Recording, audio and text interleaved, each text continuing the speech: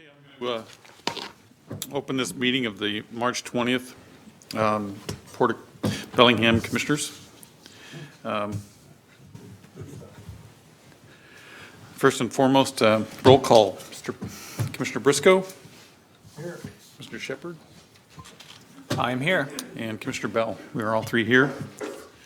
And now we'll open the public comment period. This is about a 15-minute period where anybody can say anything.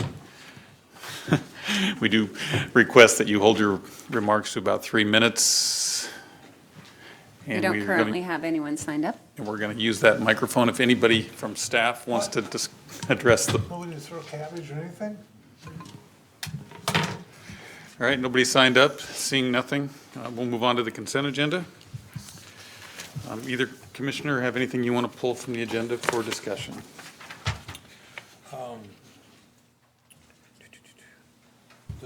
I had to choose sailboat. Which one was it? That's the F, I think? Or, yeah, F. San Juan Sailing? Yeah, when I read that, I wasn't really clear with what we're doing or they're doing with it. Is it gonna be totally dismantled or who's? Kyle's going to give you a.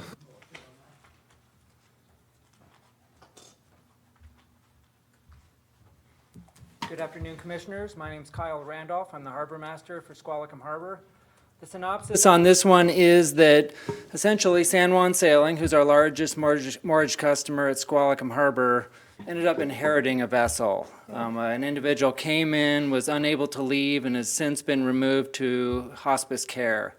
And San Juan Sailing, it's a big cost to get rid of a vessel.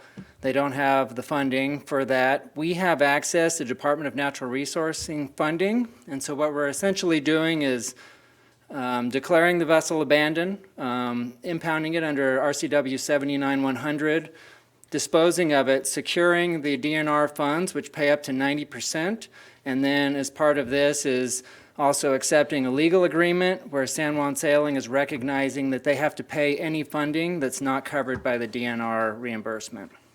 I guess my question that wasn't answered either here or that was, who's gonna dispose of it?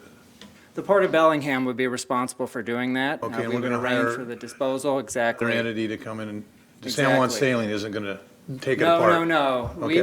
We would take care of all that cost. We would pay for it up front, get reimbursed for everything we can through DNR, and then San Juan Sailing would be responsible for the remainder. Okay, so we're having an outside entity come in and dispose of it, dismantle it, and take it apart? Exactly. Okay, all right, very good, thank you.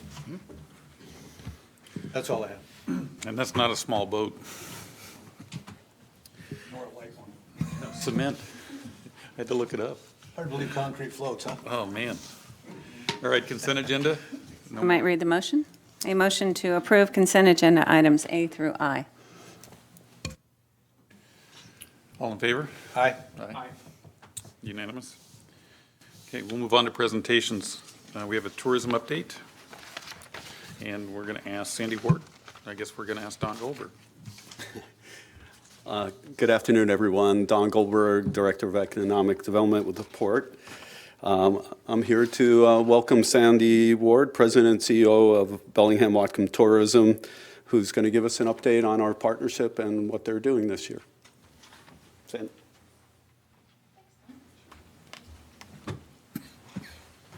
Good afternoon. I'm going to see if I can figure out how to, do I run the? You do. Okay, and help me, because all I see is the agenda.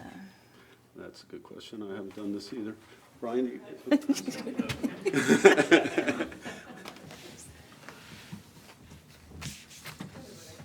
Where is your Okay, and then I want to. Okay. Yeah, And good. an arrow will move you over. Okay. So thank you so much for the opportunity to be here today to present what we've done at the Bellingham Whatcom County Tourism Office in 2017 and to talk to you a little bit about what we have planned for 2018. You do have a packet in front of you, and this includes some of our collateral materials, and it also includes our annual report, and a lot of what you're going to see on the screen is also contained in this report. It's on the right-hand side inside your folder. So if there's something you want to follow along with, it's great. Yes. Oh, you know what? They fell out. So, at the tourism office, we improve the local economy by attracting more visitors who stay longer.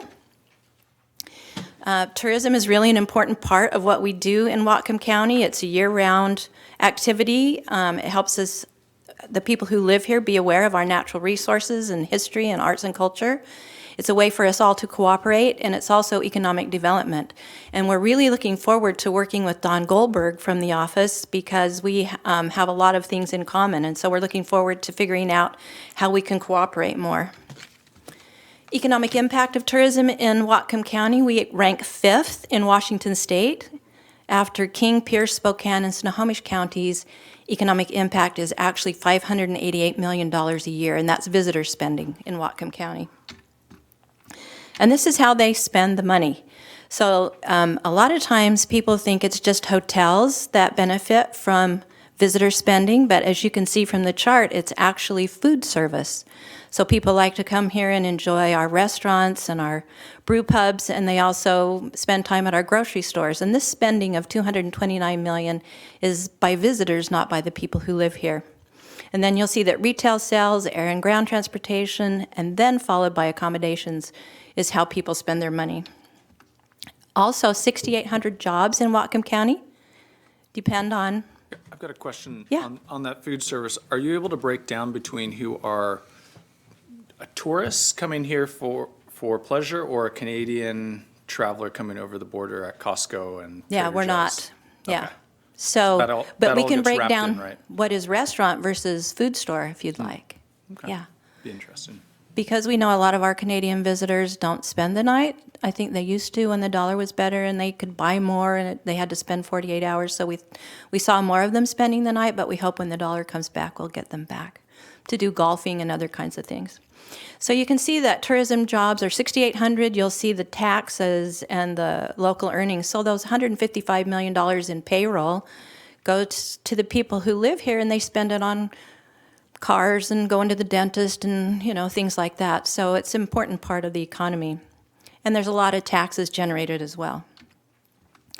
So the things that we enjoy partnerships with you on are our visitor services areas. And those include visitor information centers at Bellingham International Airport, at the cruise terminal. We also have Potter Street Lighthouse Building, Bellis Fair Mall, and then downtown Bellingham, where we have visitor information centers. We served about 10,000 people last year, and we had 3,342 volunteer hours. And according to the independent sector, the value of that is $80,000. So we feel like we leverage that well, and we like to recognize our volunteers and appreciate them because they staff our centers. So the two centers we have in cooperation with the Port of Bellingham include the International Airport, and also we have a spot at the cruise terminal. This is the kiosk at the cruise terminal where we vend information about Bellingham and Whatcom County, and we also are responsible for taking care of information about Alaska as well. We have new stuff that we're going to do with the VICs this year, and that includes working with all of the centers throughout the county. And we're doing FAM tours, so we're getting those volunteers out so they learn about the county and they can share it. And then we're working to get more donations so that we can recognize the volunteers. So one of the most exciting things we have happening out at BLI is we just installed last week 4 big, beautiful video screens. And this is right above our information center area, and this is at the baggage claim part. And so right now we're playing the above Bellingham video on those screens, and it's running from 7 in the morning until I think 2 o'clock in the morning, something like that when the flights come in. We're looking forward to playing lots more videos, and we also can control some messaging on there. So if we want to welcome the Adult Soccer Fest when they come in, we can do that, and we can just provide a list of events. We can have our Twitter feed. It'll be really great. So we're excited about installing those screens last week. So we're also doing a year-long study. This is a live intercept survey that we're doing out at BLI, and we've done 3 quarters of it. We have 1 more left to go, and that results will be out there, but we're learning that people are extremely satisfied with the service they're getting at the airport. And we also asked people if they had a favorite spot that they would like to see service to or from. It was Reno and Denver were the top choices, and we thought that was really great since in 2017, we decided to take Denver on as a new market. Yeah, Rob? How many people do you survey there? At the Bellingham Airport? I'm not sure I can get you exact numbers because those 10,000 people are included in all of our centers. But I'd be happy to supply that. And we're there when the people are there. Yeah, and the information for the routes was all 10,000 or just the request at the airport?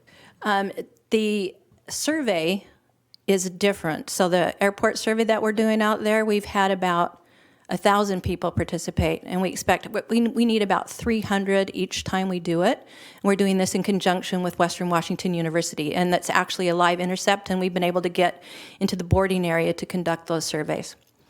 So, Quick question. yeah. Reno seems like an outlier to me. What Yeah. was the, any We don't feel know. for that? People just said, we said, if you could fly anywhere nonstop from BLI, what are your top choices? And it was Reno, Denver, and then it was followed by Eugene and Spokane. So, I mean, we're learning a lot about that.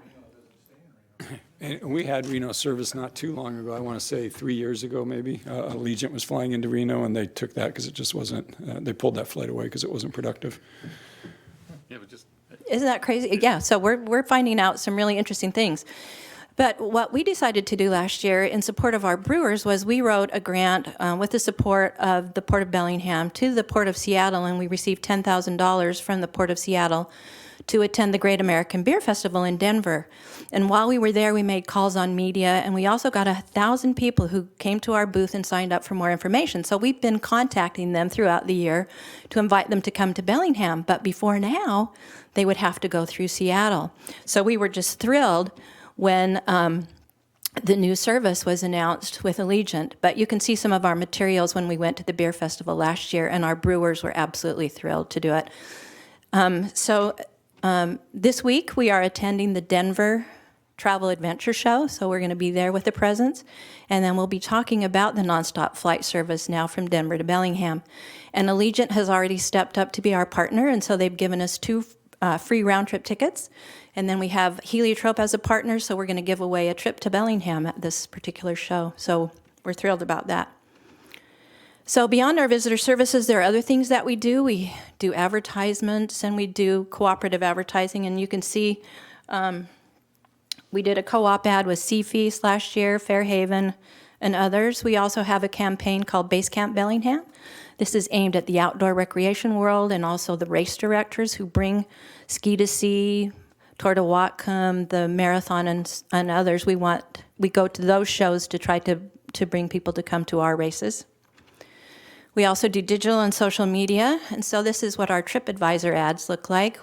Every one of those ads clicks back through to the Bellingham.org website, where we saw about 1 million visitors last year.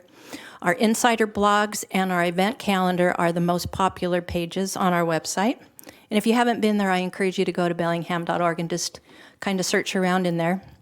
We also have social media presence, so you can see Google+, Facebook, Instagram, Twitter, lots of impressions, especially beautiful photographs on our Instagram page. I'll just attest to the fact that I use that social media feed, and I do appreciate the content that comes out. I use a local aggregator called Action Sprout, and they help me feed, articles into my own kind of social media aggregator. Oh, And that's so great. I'm able to subscribe to yours and get your posts into my aggregator, and it's great. Oh, Works good. well, Thank so you. I'd encourage you to keep Yeah. pushing content out there, especially those blog articles are really nice. Thank you. And we do have Sarah, who is our social media person, and she looks after the social media, and that's her full-time job. So Great. thank you. We also do collateral pieces, and you'll see these in your packet. So we do kind of a best of brochure. We've got Mount Baker Highway, Chuckanut Drive, a hiking guide that we cooperate with the Mount Baker region on, and then we also have our visitor guide that we publish each year. Media relations, this is like really valuable. So Annette Bagley in our office fulfilled almost 200 media requests last year for information, and then 224 press releases, and we had about $500,000 worth of earned media. What that means is this is editorial and photographs that are written about us, and if we had to purchase that in ad format, it would have cost us $500,000 to do it. And Annette has deep and meaningful relationships with editors and travel writers, and so that's what she is really, really good at. And we call her our secret weapon because she, when she talks to these people, they want to come. Part of what happened with the Denver beer show last year is when she called on media, she already reached out to them to tell them about the Allegiant flight, and so they're already booking to come here to visit us and write stories about us for the Denver publications. So that's really good news, hopefully to help that flight so that we can get it more than just seasonally.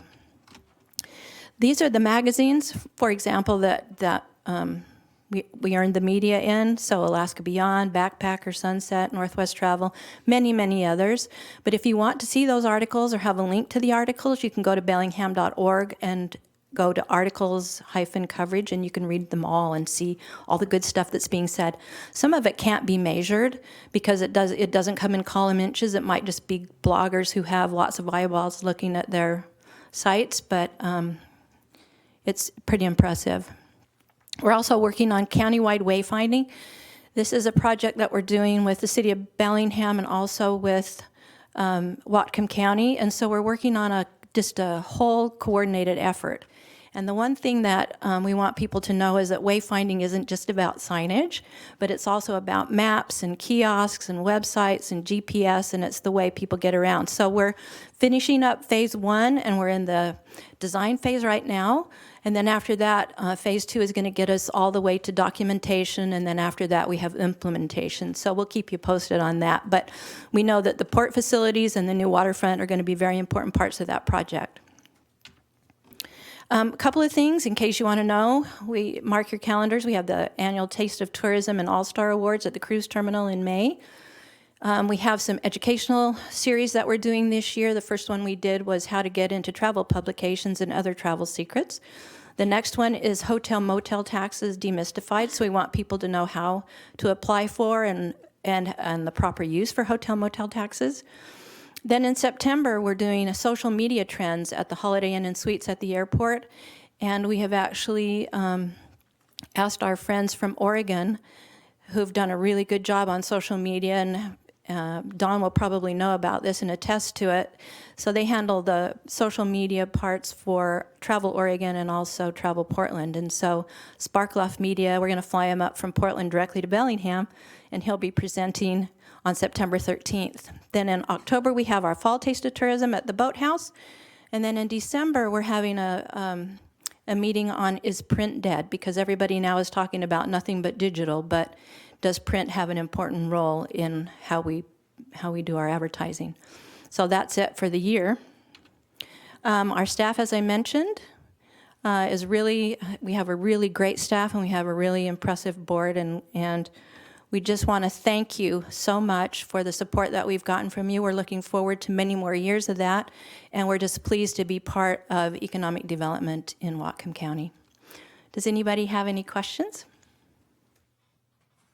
I don't necessarily have a question, but I do have a comment. I'm in Denver often, pretty much every month, and the buzz was this year that there was no snow in Denver, and there was no snow in Denver. At the same time, Bellingham had record snow, and there were people who took their spring breaks to Colorado only to find that they were skiing on grass. In the meantime, we're recording record snowfall here. And so I think that needs to get out to Denver because they've had a couple of pretty bad years. Yeah. And most of the people that I know that were coming this direction were going probably to Whistler, because Colorados tend to be elitist, and snow snobs. That was a rumor. And I don't fall far. This nut doesn't fall far from the tree. So I just think a huge marketing opportunity for year-round travel, especially during that spring break period. I can envision an ad campaign that says, "Don't risk your spring break to Colorado snow." That's right. If we can just get Allegiant to add spring break time to the itinerary, and hopefully if we help them fill up those flights, they'll consider extending those, to other months. It was a huge bust for the Colorado ski season this winter. Sad for them, but we plan to talk a lot about the fact that we have the most snow in North America for skiing, so it's great. And we are a gateway to Whistler. they don't have to go into Vancouver to go to Whistler. Right. That's my Anybody only else? comment. Good job. Thank you for what you've Yeah, done. thank you. And keep doing what you're doing. It's helping all of Whatcom County, and that's what we need to do. Thank you so much for your support. Thank you. Any other questions? With that, we are going to recess the public meeting and move into the Port Commission meeting and move into a, do I have to bang the gavel? Phew. And move into a public hearing. We're going to open the public hearing on TEFRA, the Tax Equity and Fiscal Responsibility Act public hearing. And with that, the Port Commission of the Port of Bellingham, Washington, will hold an open public hearing on March 20th, 2018, as nearly as possible at 4:30 p.m. Pacific Time.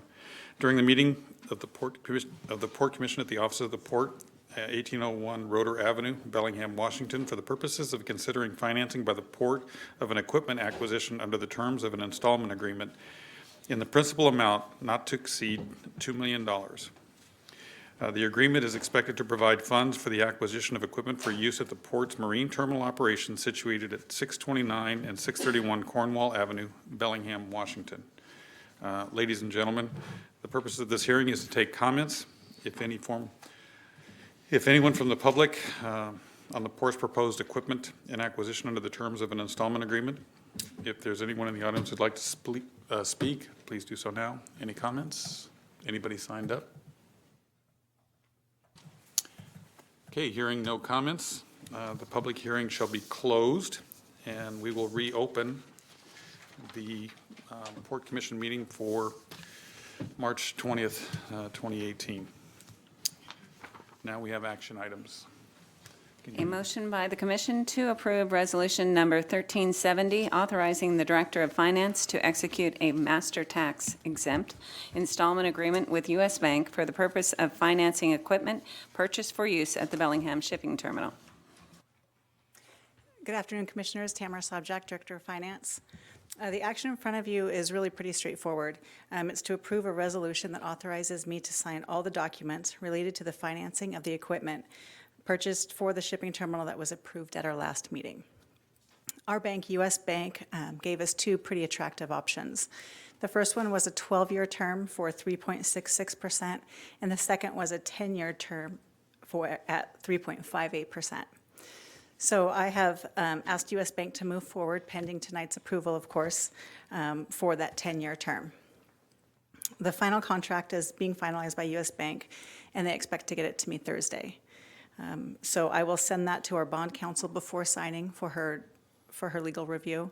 The financing component was included in the 2018 budget, so there's no new money asked for here. We've already contemplated the payments. Like I said, it's pretty straightforward, and I can answer any questions that you have. And my understanding of this is we're not borrowing $2 million, we're actually getting a line of credit. And It's that we actually can a- draw down on. It's not a line of credit. It is a municipal leasing contract. The equipment's used as collateral. So we'll only borrow what those invoices are, and then we'll have a payment schedule.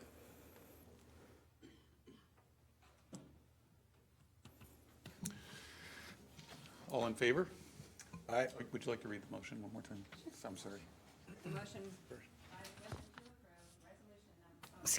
Motion by the commission to approve resolution number 1370, authorizing the Director of Finance to execute a master tax exempt installment agreement with U.S. Bank for the purpose of financing equipment purchased for use at the Bellingham Shipping Terminal. All in favor? Aye. Aye. It's unanimous. Sucker punched me. Now the second action item. A motion to authorize the Executive Director to execute an amendment to the professional services agreement with Floyd Snyder LLC for consulting support at the Harris Avenue Shipyard Motka cleanup site, adding $248,290 for a revised total authorized budget of $2,659,755. Thank you, Diane. Good afternoon, Commissioners. Brian Gowan, Director of Environmental Programs.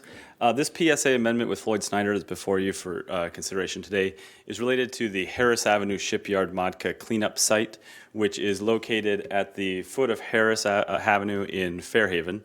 The footprint of it generally coincides with our leasehold with our current tenant, Fairhaven Shipyards, but I do want to clarify that the historic contamination that we're addressing under the Modca cleanup here is not related to the current tenant's operations. It actually goes well back in time into the 40s and prior to that from a number of previous operations and tenants prior to current environmental regulations and such. So it's not related to our current tenant, just happens to also be a shipyard now. And I've got just a few images here and then a slide that follows up with the process to explain that a little bit more. In the middle of the site here is a few images that shows the footprint of the site. It's about 10 acres all told, outlined in the orange outline. It includes about 5 acres of in-water area and about 5 acres of upland soil contamination.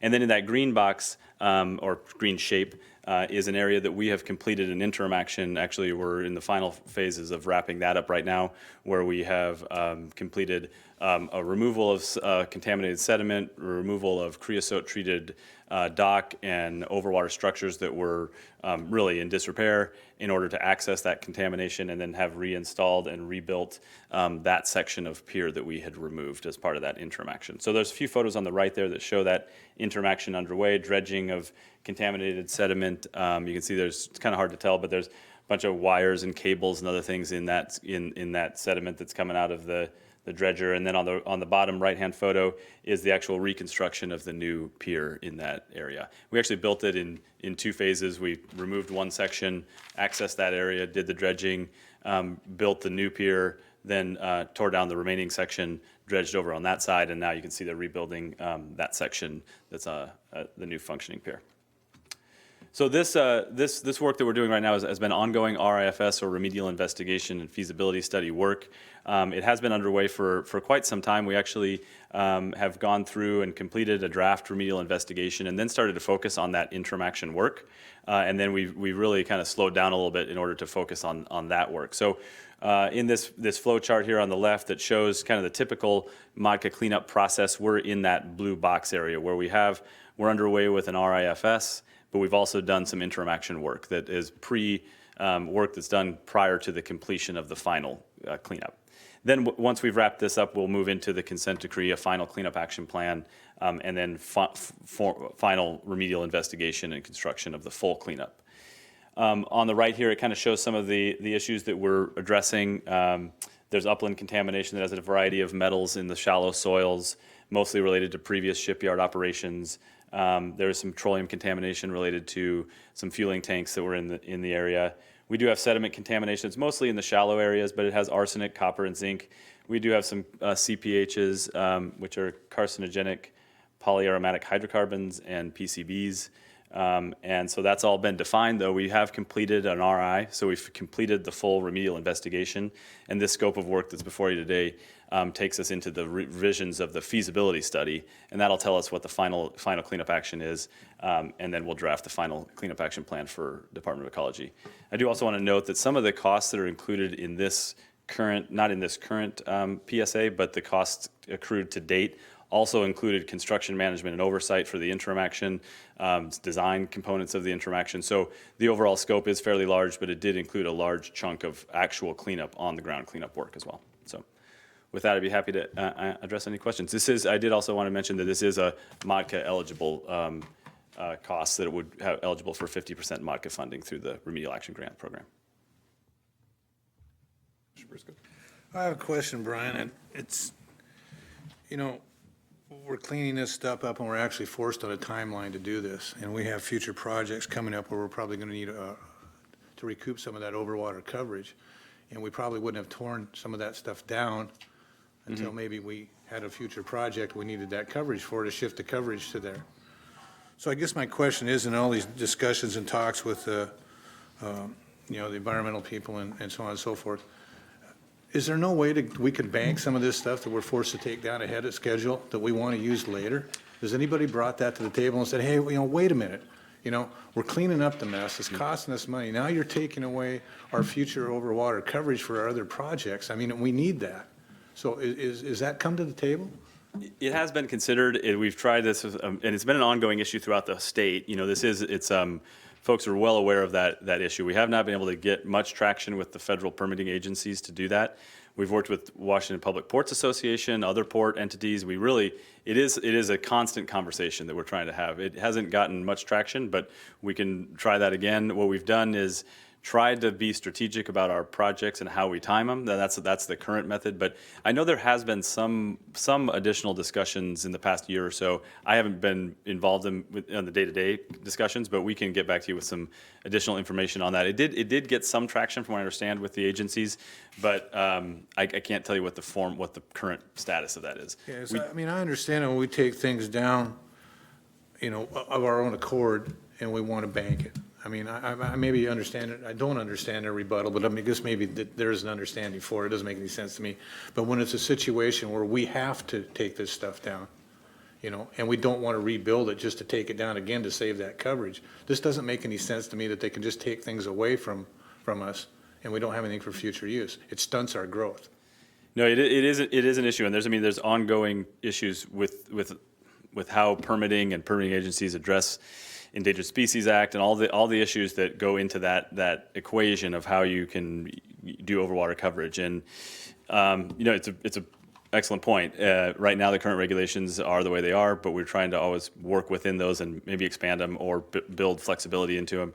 Currently, you know, we did make a strategic choice on this one on the interim action. We knew we were well aware of the fact that we weren't going to be able to bank that overwater coverage, but we did get a much more usable pier out of this. We have a lot more flexibility. The tenant is actually very happy. We haven't had any issues with this that I know of, but the point's well made. However, if we want to expand the facility now, our hands are tied, correct? We Yeah. can't, we don't want to, we can't go back with, see, this is my point, is we don't need it now. And I'm just trying to get a feel for what you've been up against Yeah. when you've been talking to these people, what their responses are. So what can this commission do to help you make something happen? I mean, is there anything we can do to help you spearhead whatever to try to get something done so we can? Yeah, let's have staff maybe work on this a little bit, and I can get together with the folks that have been and WPPA and maybe provide some update to the commission at a future commission meeting in the near future, on this issue specifically, on kind of with a little more detail of the background, what the current issues are, maybe how we could look forward to addressing that and what the commission input might be. You know, it might be at the federal delegation level. There might be some options there.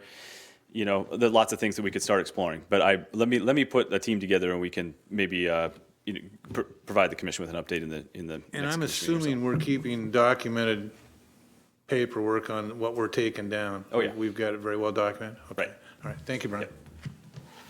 Yep. So overall, is the project ahead of schedule, behind schedule, on time, and how are we looking with our projected costs? Yeah, overall, I mean, I think the full remedial investigation and the final cleanup is actually a little bit behind schedule because we refocused on this interim action.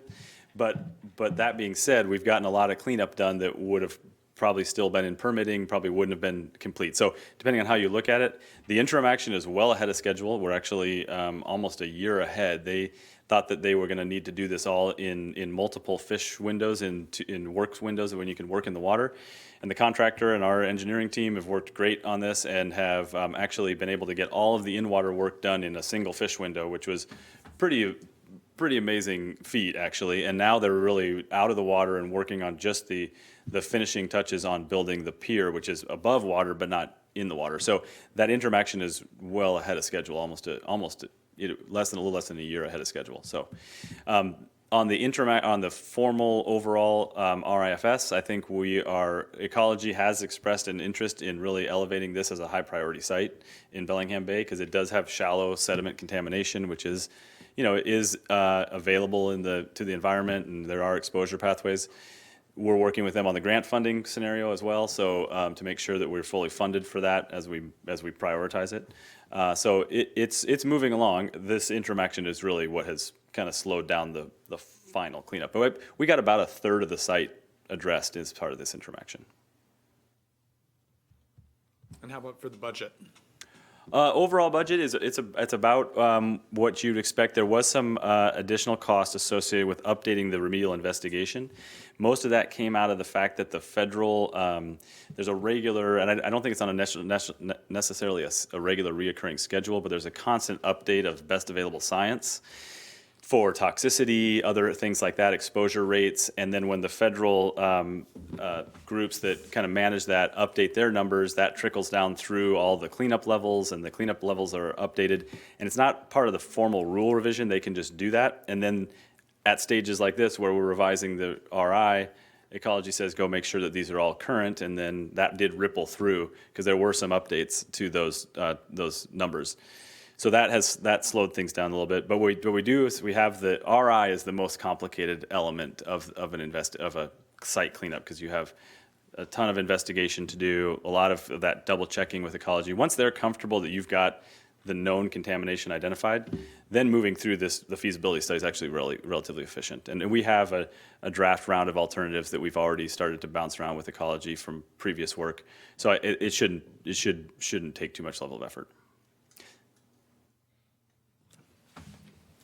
I first want to thank you for spending some time with me today or this week to understand this a little bit more. And Certainly. I just want to say that the 10 years of work on this has been phenomenal. I mean, between you and Mr. Stoner, the amount of effort, especially when you consider the fact that this is not a stationary target and that it continues to move. So phenomenal job on this, and thank you for your efforts. Thank you. Diane, would you mind reading the... A motion to authorize the executive director to execute an amendment to the professional services agreement with Floyd Snyder LLC for consulting support at the Harris Avenue Shipyard Motka cleanup site, adding $248,290 for a revised total authorized budget of $2,659,755. Any other questions? I have none. All in favor? Aye. Aye. Unanimous? Thank you, Commissioners. Move on to action item number 3. Diane, would you mind? A motion to authorize the executive director to execute a professional services agreement with RMC Architects to provide design, permitting, and estimating support for 3 projects in the amount of $245,735, plus a 10% contingency for a total contract amount of $270,308.50. Good afternoon, Commissioners. John Gibson, Project Engineer. In accordance with port policy, we issued a request for professional services, or an RFPS, for consulting help with 3 projects in Blaine. We received 6 submittals, and our selection committee determined that RMC Architects was the best qualified firm to help with these projects. It's 3 projects. The first one is the largest. It's replacing Web House number 1, which is currently located out on the peninsula, right next to the Sawtooth Pier. This building is well past its design life, and it's actually kind of in the way of the new programming efforts that are happening in the marine trades area. It's pretty far away from Web Houses 2 and 3, our other 2 buildings that the commercial fishermen use. So the proposal is to relocate Web House 1 to Milholland Avenue to be closer to those other buildings. And that will open up that space in front of the Sawtooth Pier. RMC's services include most of the basics that you would expect with this sort of project. They would start with attending some stakeholder meetings with our commercial fishermen and with the port, with the marina staff. The point of that is that we want to make sure that this new building meets their needs as well as it can. If there's things that they really like about their existing facilities, we want to build on that. If there's lessons to be learned from previous mistakes, we definitely want to take those into account as well. So that would be a collaborative, iterative process. In addition, they would be assisting with the shoreline permit, the building permit, and preparing the standard bid documents, including the plans and specifications. What I want to point out is that we are actually taking a slightly more regional approach to this project. So we're not limiting ourselves to just replacing this simple utilitarian building. we're actually going to be taking a new look at the stormwater design for that entire region, and that includes the frontage improvements along Milholland Avenue. So if you look at this exhibit, in the purple, you can see a region along Milholland. And right now, that sidewalk just ends at the intersection with Marine Drive. And as you can see, there are no curbs or gutters or sidewalks. The city is most likely going to require us to install those right-of-way improvements. We think that that will be a 3/4 improvement, which would be 2 lanes of travel and curb, gutter, landscaping, and sidewalks on the west side.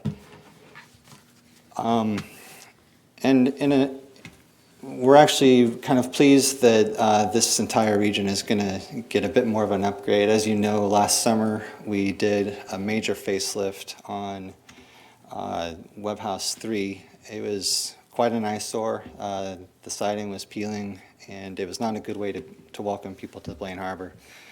So we were able to give it a major facelift, and now it's quite an attractive building.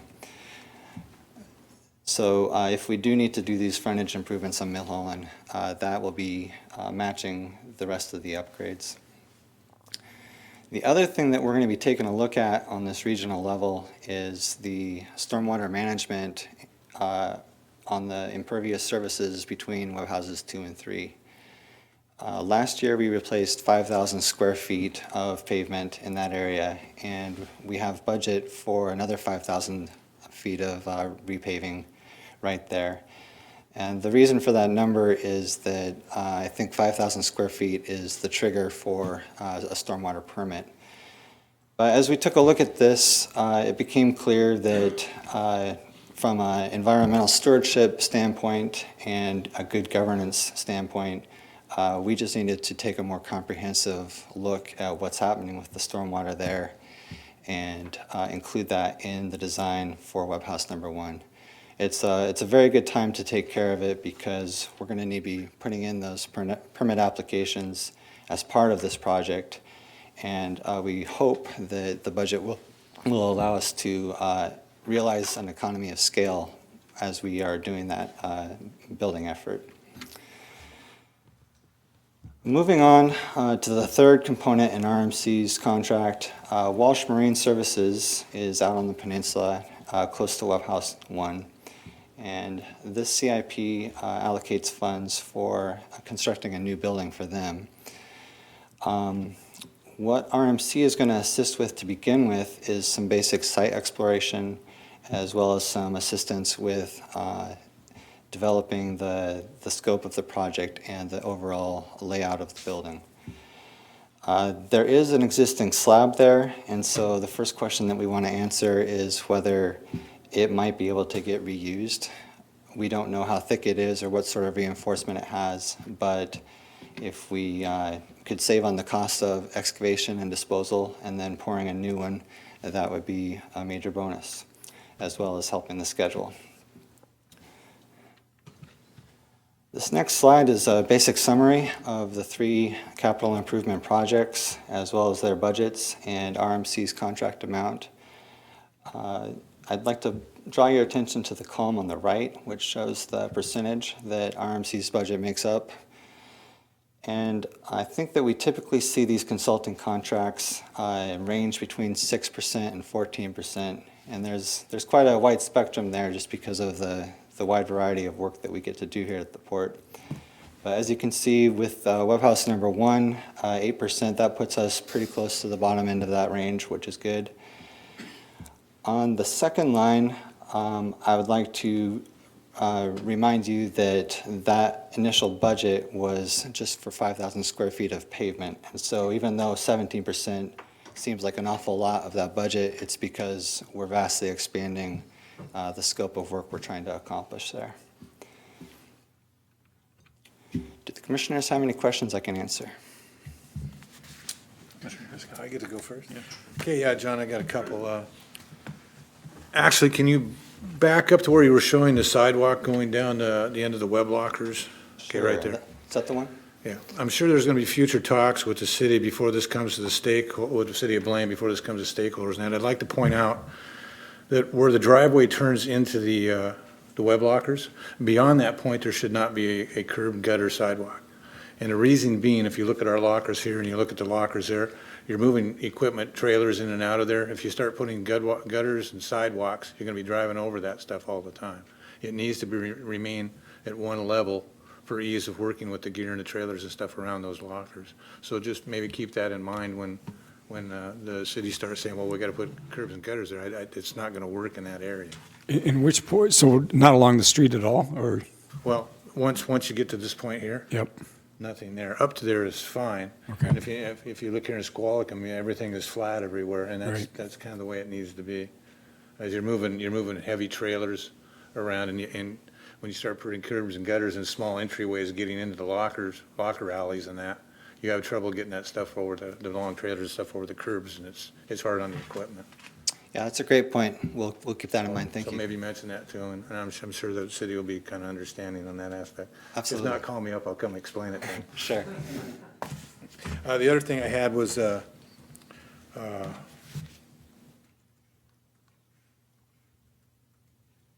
I guess that was it. The other thing was answered. I got them right here. The other thing was answered in your last Okay. comment, so thank you, John. Thank you. What's the plan for what is going to go in place of Web Locker 1 when that's removed? You know, I understand that Brady Scott and Shirley McPherron are going to be giving you kind of a comprehensive update on that in a coming commission meeting, but maybe Shirley wants to address that right now. Hi, Commissioner Shirley McPherron, Real Estate Director. We are working with all of the tenants in the Blaine industrial area, and I can tell you out of the 5 tenants that are there, 4 have expressed an interest in expansion.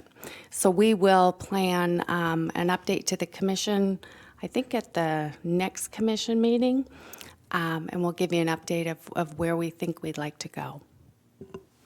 Thank you. Thank you, Shirley.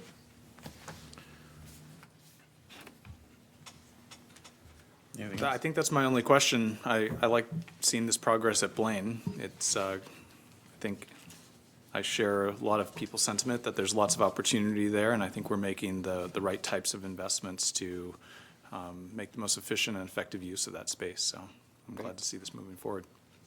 Thank you. Thank you, John. And my only comment is I hope the city of Blaine takes note that we're putting money into their town and follows suit. All right. That being said, would you mind rereading? A motion to authorize the executive director to execute a professional services agreement with RMC Architects to provide design, permitting, and estimating support for 3 projects in the amount of $245,735 plus a 10% contingency for a total contract amount of $270,308.50. Any other comments? Seeing none. All in favor? Aye. Aye. Thank you. Passes unanimously. Action item number 4. A motion to approve a third modification of lease between the Port of Bellingham and the Landings at Colony Wharf, LLC, for premises at C Street adjacent to the Whatcom Waterway.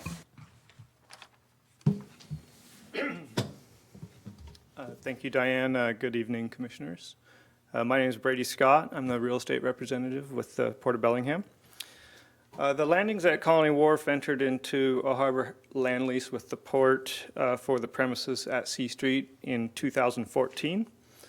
The lease initially included property at 801 Roeder Avenue, which is in yellow on the slide here. That was City of Bellingham-owned property managed by the port pursuant to their lease. In February last year, the city terminated the port's management of that 801 Roeder Avenue property, and that area was removed from the Colony Wharf lease at that time. Later in July, the port ended up exercising an option to purchase the 801 Roeder property from the city, and with that, the port inherited 5 leases for the marine trade tenants that operate out of that area. A small portion of the existing Colony Wharf lease provides non-exclusive common access to the 801 Roeder property. So the purpose of this modification of lease is to remove that area, approximately 2,000 square feet, which is the small triangle piece on your slide, from the Colony Wharf leasehold and formally keep it as an access area, which is how it's been traditionally used. The modification also adjusts the rent accordingly. The nominal reduction in rent to Colony Wharf is approximately $60 a month. And with that, the port staff recommends approval. Mr. Shepherd? No comments. Mr. Briscoe? I have a couple questions. The Chestnut Street right-of-way there that shows on the, yeah, right there. Were we able to gain some flat ground for Colony Wharf there, or did we, or did they have that before? That was, that's part of the right-of-way area. Right, but when it was a city, we had to have a right-of-way. Do we still have to have that right-of-way? It's currently part of the right-of-way. It would be a discussion to see if it could be vacated or some sort of agreement to incorporate that. But currently, it's outside of the lease to Colony Wharf. Is that something we can do? Yeah, we've had some initial conversations with the city about this. The city's adamant that if they vacate right-of-ways, we have to pay for it. As you get the property sorry. back.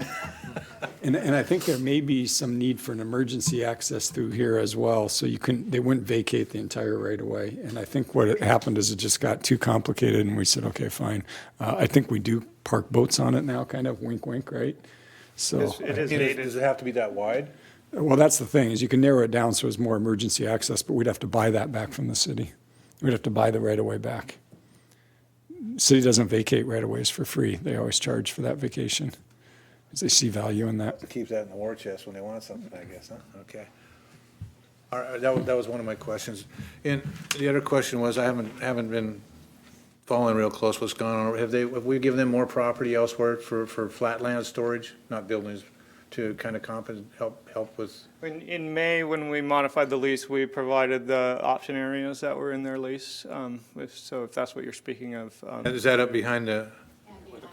Yeah. Okay. The option areas were in this area, as well as this area over here. And then we also provide some boat storage area up behind the warehouse. Have they been asking for any more flatland storage at all? That's what they've that's what they've asked for. Okay. That's what they, yeah. Everybody is good with this? Okay. Thank you. And I just need to be clear again, so with the sale of that, we don't actually have a right-of-way through there, because it does look like the road goes through. We don't have the ability to keep that clear for access and egress? This triangle Egress and- piece? Yeah, So it comes out of the lease. It would just be port common access area for. you would keep it clear for access and egress, that's the point. You're not going to store anything there. There won't be anything there blocking it. The purpose is to open it up, correct? That's exactly right. Okay. I have no other questions. You gentlemen have any more? No. Okay. Diane, would you mind? A motion to approve a third modification of lease between the Port of Bellingham and the Landings at Colony Wharf LLC for premises at C Street, adjacent to the Whatcom Waterway. All in favor? Aye. Thank you, Brady. And action item is item number 5. Diane? A motion to approve a modification of lease between the Port of Bellingham and Northwest Explorations LLC for premises in the Marina Square building at Squalicum Harbor. Thank you again, Diane, Commissioners. Northwest Explorations has been a long-term and successful tenant of the port, operating a yacht charter, brokerage, and service company at Squalicum Harbor since 2004. Last October, Brian and Carol Pemberton sold the business to Ross and Evelyn Tennant, and the port consented to an assignment of 3 commercial leases and 26 mortgage agreements. In January this year, Northwest Exploration and the port entered into a 4th commercial lease for premises at the Marina Square building for Northwest Exploration to expand their service department. This lease initially commenced on January 3rd and provided a 3-month no rent period for Northwest Exploration to occupy and prepare the premises. Given the transition of ownership and other unforeseen business circumstances, Northwest Exploration was not able to occupy the premises until March 1st. As such, they've requested the lease be amended to change the commencement date. This modification of the lease would modify the commencement date and roll forward the rent accordingly. The monthly rental rate calculations remain the same as determined in accordance with the water-reliant commercial rental policy. Port staff recommends approval.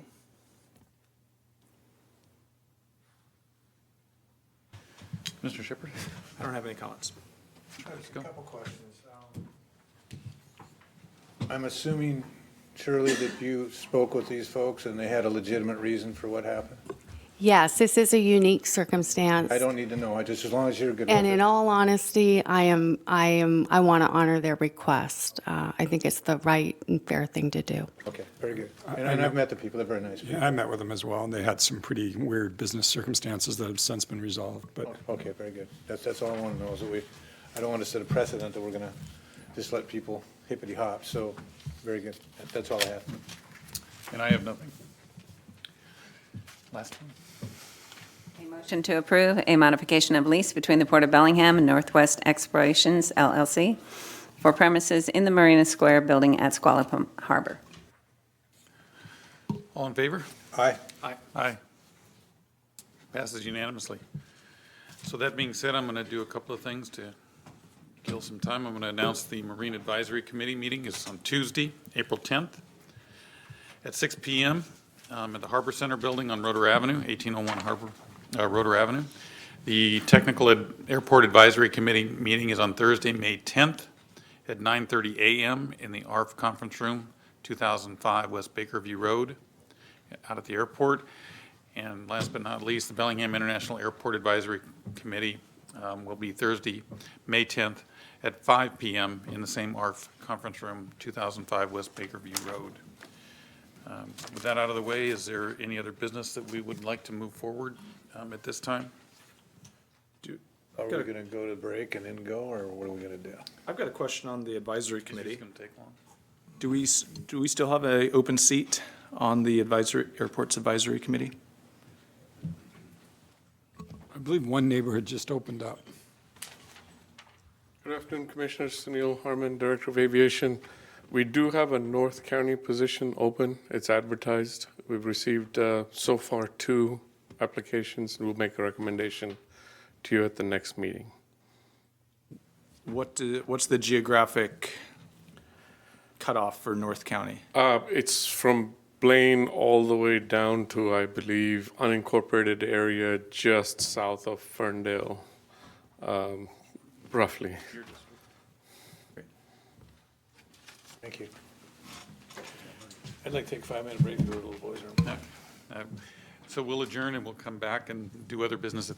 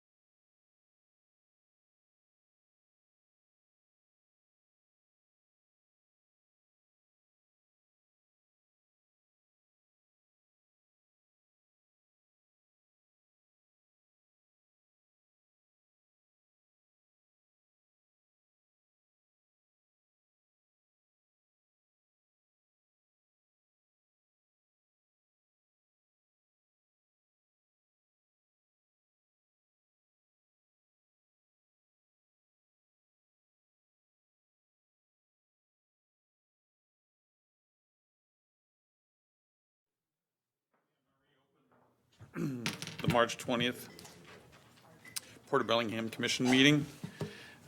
We usually reserve this time for public comment. We've got 15 minutes for which to do so. We ask that you reserve your comments to 3 minutes. Anybody signed up? We don't have anyone signed up for public comment. Signed up? Anybody wishing to speak? We will close the public comment period. And the only thing left on the agenda is other business, and I'll start with you, Mr. Shepherd. All right, I've got a couple of things. They're all public process related, and mostly it's just me trying to broadcast out what some of the public process. Mostly with the GP project and the buildings going in and the timeline for the sub-area plan, I've been fielding lots of questions about when are things happening and when do people have opportunity to comment. So I'm just trying to broadcast some of those dates that are going to be coming up. And I think what might be helpful from staff is if we were able to identify a little bit of a flow chart between us and the city of what that upcoming process is going to be, because it's complicated. There's a lot of moving parts, and there's elements that occur at the port, there's elements that occur at the city. And for people wanting to participate, I would just like to make sure that they're able to participate in the most efficient way as possible. Nobody wants to waste their time going to the wrong opportunity to give their public comment. So for the amendment to the sub-area plan, what I understand is by April 1st, the port will be turning in our application. That will go to the city. That will start a docketing process with them that by May 3rd, that will get docketed and go to the Planning Commission. At that point, it has about 9 or so months of process ahead, and there are opportunities for public to weigh in both with the Planning Commission and then with the council, with the City Council. And those are the two main vehicles for the public to weigh in on the amendments to the sub-area plan. So the port doesn't have a formal process around public hearing or public comment period around that sub-area plan amendment, but the city has lots of opportunities. So for everybody interested, that is going to be the best avenue, and we'll work on getting some sort of flow chart so we're all able to see as accurate as possible between now and early summer and early spring is when we're hoping to wrap that process up. The other concurrent public processes that I'm tracking also occur for the residential building application.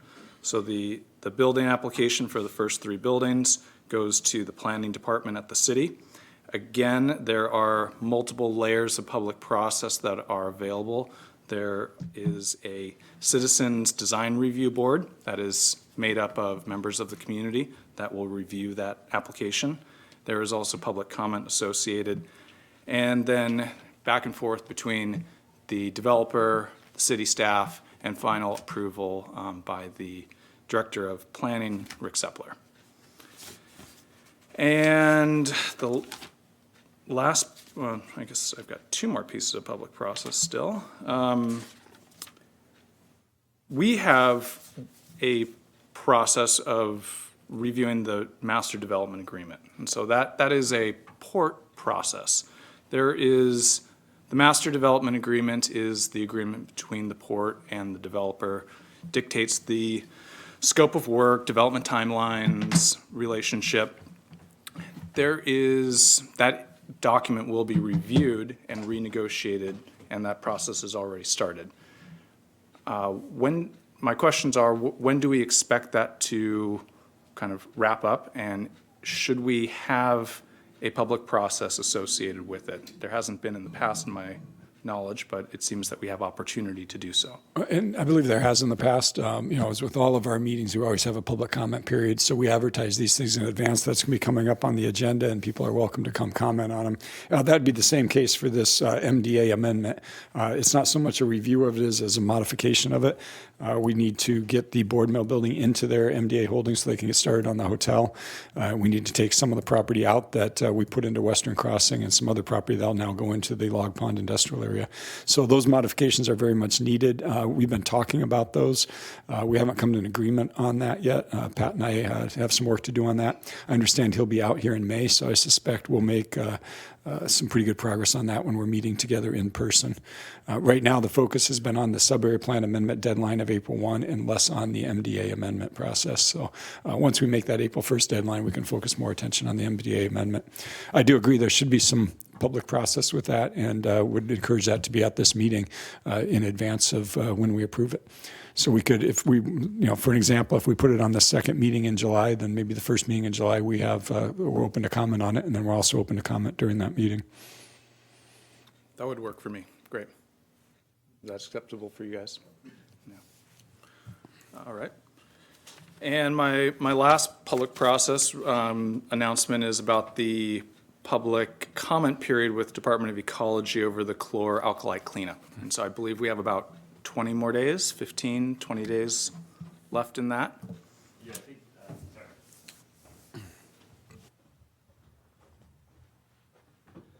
I believe that's right. I think I don't have the dates right in front of me, but yeah, it should go through about the middle of April is the public comment period. And that's all that information is available on the Department of Ecology's website under the GP West MODCA site. Great. Yep. So there was a public meeting, hearing, I think that was last week that Yep, that's correct. happened. And then the public comment period has a little bit more time in it. And I guess the question that I keep mulling over is in regards to the elemental mercury.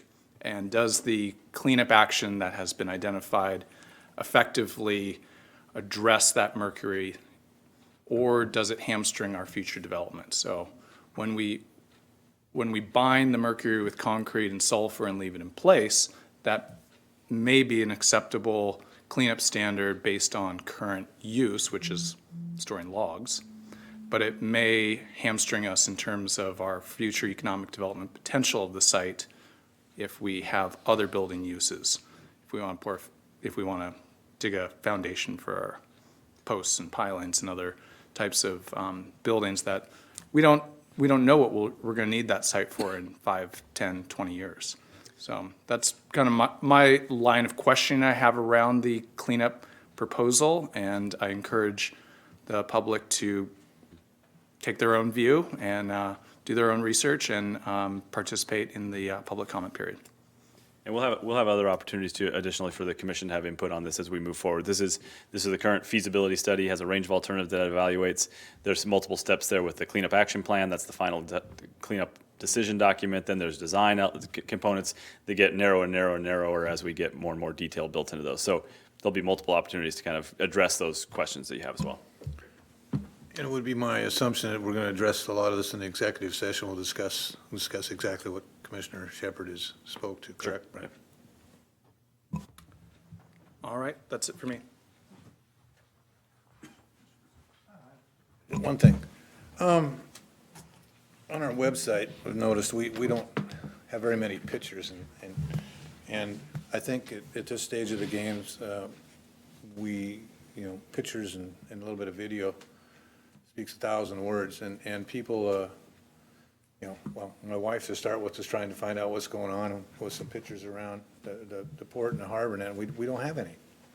I mean, there's very, very little of anything that's going on. So if we could maybe step up our website a little bit and get more pictures on there, we're going to get more interest in our website, and that's going to lead people to clicking on another button over here that says agenda and minutes and items and so forth, and it's going to lead to answering questions that we don't have to answer because they can find it on our website, because it was some pictures generated some interest. So if possible, I'd like to see us put a little more stuff up front. Very timely comment, because I noticed on my calendar there's a website review meeting tomorrow, so we will take those into consideration and we'll make some improvements there. And for kind of newbie people trying to go to a website, our website is a little bit difficult to navigate. It's awkward, yeah. I would agree it's a little cumbersome, yeah. And, for us to know how to deal with it and have the patience to figure it out, we can deal with it. But a lot of people get frustrated very quickly, and then the website's horrible, so they never come back to get the information they wanted. So and that's good. That's what we're addressing. So that was all I had to say. Thank you. I just have one thing, and I Just one? wonder if you guys saw the picture of a gentleman up for the Business Person of the Year. Diane gave him like 5 pictures. They picked And I the want you to worst notice one. that the man is not smiling. However, he has a reason to smile. But this is more my way of saying to the public, we're proud of Rob, and what an honor to be nominated for Business Person of the Year. And we will know tomorrow night, and I think you need a new press agent. And You want to get a press release ready, Mike? and Big PR one? person, but I think it is quite an honor. And Thank you. Appreciate that. I mean, it's an effort for everybody in this room, including the 3 of you. The port functions because we're a great team. We've got 100 incredible employees from the airport to Swanage Point Park, and it's a great place to work and a great team to be a part of. And I love seeing us do good things. It's fun. Congratulations. Thank you. With that, any other? Same edition had a nice article on Ron Goldberg. Well, I did notice that. It's in the between back. Don and I, we got together with all the errors in between the 2 articles. And I mean, there are several things were wrong in the article about me, and there was more wrong in the article about him, including his name. I will tell you, he's got a better agent. They did get the name right, but He got a nice better photo. picture, but he got a wrong name. Yeah, so but they I don't know who the guy is. What do you want, a smiley picture or a correct spelling on the name? I've been called worse. With that, there's no more business. I have none. Meeting adjourned.